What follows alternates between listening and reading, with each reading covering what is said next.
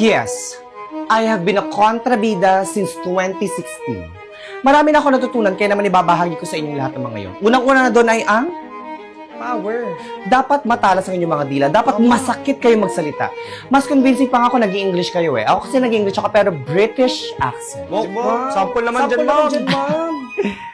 Actually, I still talk to my sister using a British accent. We converse in English. Galing nyo, ma'am.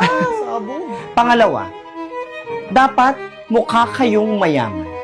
Sana ba kayo nakakita ng kontrabida na mukhang gusgusin? Di ba wala? Oo nga, Dapat totoo mukha kayong mayaman. Yung parang ang dami yung luxury cars. Ganon. Power. Pangatlo, Ano naman?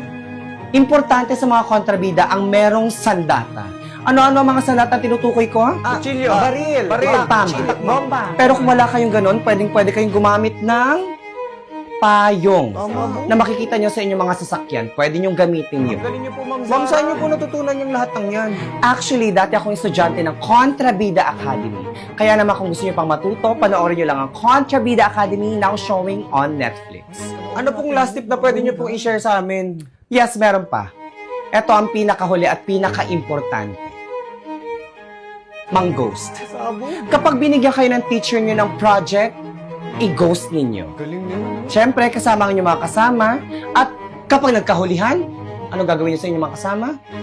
Ilaglag nyo.